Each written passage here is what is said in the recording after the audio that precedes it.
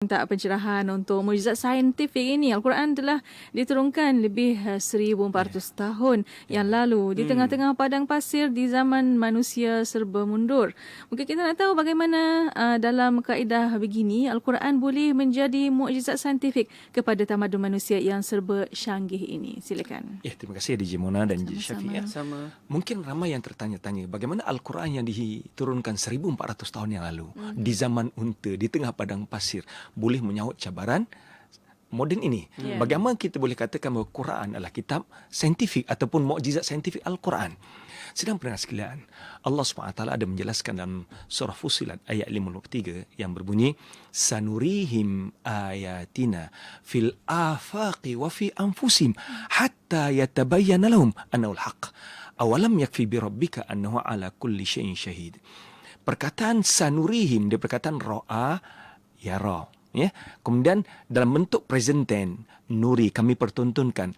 Apabila ditambah sin di hadapan tu, dia jadi present continuous tense. Berarti perkara ini sedang berlaku dan dia akan berterusan berlaku hingga hari kiamat. Sebagaimana yang saya jelaskan sebelum ini bahawa di antara ciri mukjizat ialah dia mampu mencabar ataupun menyahut cabaran ilmu semasa.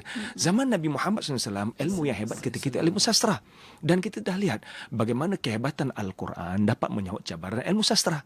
Dan zaman kita ini, zaman yang hebat, ilmu sains dan teknologi. Dan saya penuh yakin oleh kerana Al-Quran sebagai mukjizat, Al-Quran mampu menyahut cabaran ilmu semasa. Sebab itulah Allah sebutkan, kami akan terus pertontonkan kepada manusia fil afaqi, tanda-tanda kebesaran kami pada seluruh alam maya ini, wa fi anfusihim, dan pada diri manusia sendiri, hatta yatabayyana lahum, hingga menjadi dalil dan bukti pada mereka annal haq, wa Quran benar datangnya pada Allah Subhanahu wa taala. Awalam yakfi bi rabbika annahu ala kulli syai'in syahid. Wahai manusia, tidak cukupkah segala penemuan-penemuan ini menjadi dalil dan bukti bahawa benar Quran datangnya pada Allah SWT. Sidang pendengar sekalian, di Syafiq, di DJ Mona, kita boleh ambil contoh, beberapa contoh hari ini bagaimana Al-Quran membicarakan ilmu yang dahulu sewaktu turunnya Al-Quran orang tidak tahu perkara ini. Sebagai contoh, kita lihat dalam bidang anatomi. Dalam bidang anatomi, bagaimana dalam tubuh kita ini Allah jadikan panca indera tertentu, mata untuk kita melihat, hidung untuk kita menghidu, telinga untuk mendengar, lidah untuk merasa, kulit ini untuk merasa tekanan, kepanasan, kesejukan, sebagainya. Saya tertarik dengan kajian yang telah dilakukan oleh Profesor Tegetat Tajusen dan juga Profesor Kitmore dalam hal ini, di mana mereka mendapati bahawa saraf-saraf yang memberikan rangsangan kesakitan pada tubuh manusia ini berada di kulit. Sebab dalam kulit ini, sebab itulah bila kita sentuh kulit kita, kita rasa kepanasan, kesejukan, tekanan berada di kulit. So, Profesor Kitmore dan juga Tegetat Tajusen menemui fakta ini. Saraf-saraf yang memberikan rangsangan kesakitan, kepanasan, tekanan, sejuk, sentuhan berada di kulit. Apabila dibentangkan perkara ini kepada orang ramai dan beliau dibagi tahu, Dr. Abdul Majid Zindani menjelaskan pada beliau, tahukah anda bahawa apa yang anda temui, baru anda temui ini telah pun Allah sebutkan dalam surah An-Nisa ayat 56. Menyebabkan Profesor Tegetat Tajusen tersentuh hati dia. Di mana Allah SWT menjelaskan, innal ladzina kafaru bi ayatina sawfa nuslihim nara kullama nadujat juluduhum baddalnahum juludan ghairaha liyadhuqul azab. Sungguhnya orang-orang yang kufur kepada ayat-ayat kami, sawfa nuslihim nar, akan kami humbankan mereka ke dalam api neraka. Kullama nadujat juluduhum, setiap kali masak kulit mereka. Yusuf Ali menafsirkan, whenever roasted their skin, setiap kali masak kulit mereka, badalnahum juludan ghairaha, kami akan gantikan kulit yang baru. Kenapa Allah gantikan kulit yang baru? Liyadhuqul azab, supaya mereka merasakan azab yang pedih. Ini berarti saraf-saraf yang memberikan rangsangan kesakitan, kepedihan, kepanasan berada di kulit. Dan fakta ini baru ditemui oleh Profesor Tegetat Tajusen pada tahun 1990-an saja, 1990-an. Sedangkan Al-Quran telah menjelaskan 1400 tahun yang lalu. Ini menyebabkan Dr. Tegata Tajison mengkaji lebih detail tentang Al-Quran dan sains. Dan akhirnya pada tahun 1993, dia menjelaskan bahawa aku telah mengkaji Al-Quran dan hadis berkaitan dengan sains selama 3 tahun. Dan aku mendapati bahawa fakta-fakta yang ada dalam Al-Quran ini tidak mungkin datangnya daripada seorang yang bernama Muhammad, sebab beliau tidak tahu menulis dan tidak tahu membaca. Dengan ini tiba waktunya untuk aku mengucapkan La ilaha illallah Muhammadur Rasulullah. Ya, DJ Syafiq, DJ Mona. Ada contoh yang lain. Contohnya dalam bidang embryologi.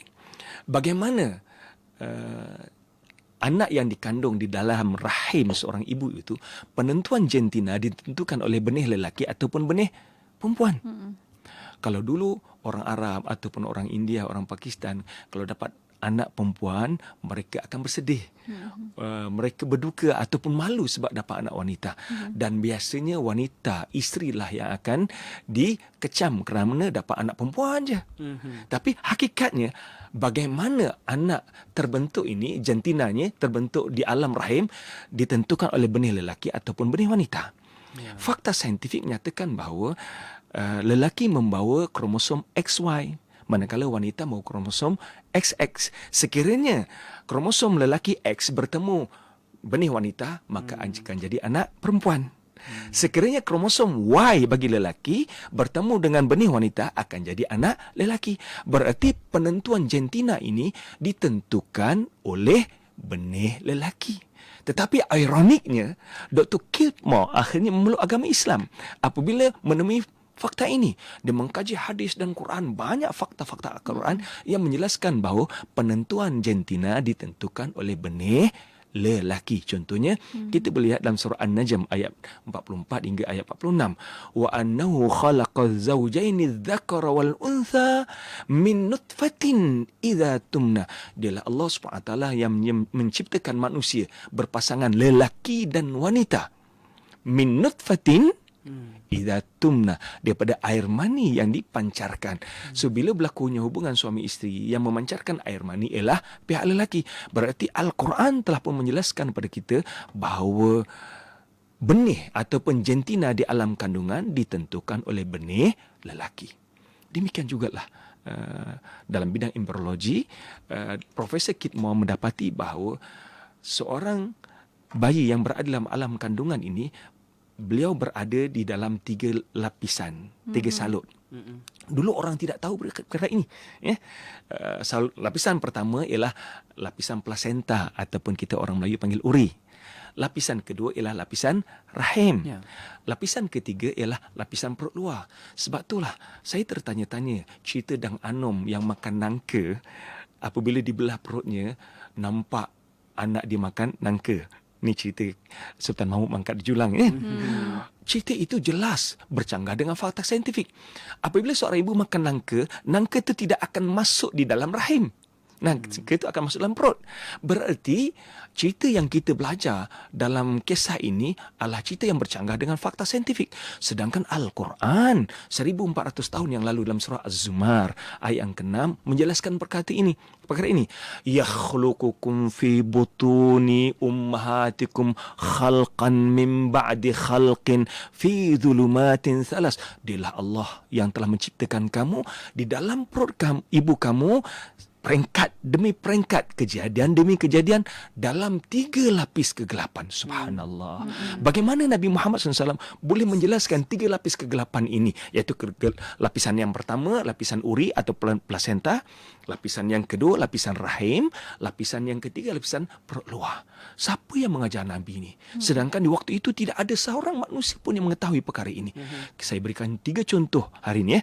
Contoh yang pertama, contoh tentang saraf pada kulit. Yang kedua, jantina di alam kandungan. Yang ketiga, 3 lapis kegelapan yang Allah ceritakan dalam Al-Quran. Fakta-fakta saintifik ini hanya disebutkan ataupun diketahui oleh para saintis di abad moden ini. Sedangkan Al-Quran telah menjelaskan 1400 tahun yang lalu. Benarlah apa yang Allah sebutkan dalam Al-Quran. وَمَا يَنْتِقُ عَنِ الْهَوَىٰ إِنْ هُوَ إِلَّا وَحْيٌ يُوحَىٰ. Nabi Muhammad tak cakap ikut hawa nafsu, melainkan wahyu daripada Allah SWT. Inilah ya DJ Syafiq, DJ Mana, antara contoh bagaimana mukjizat saintifik Al-Quran yang telah pun dibongkar oleh ilmuwan dunia di abad ini yang selari dengan ayat-ayat Allah SWT. Masya Allah, itu dia kan. Dengan apa yang diceritakan, yang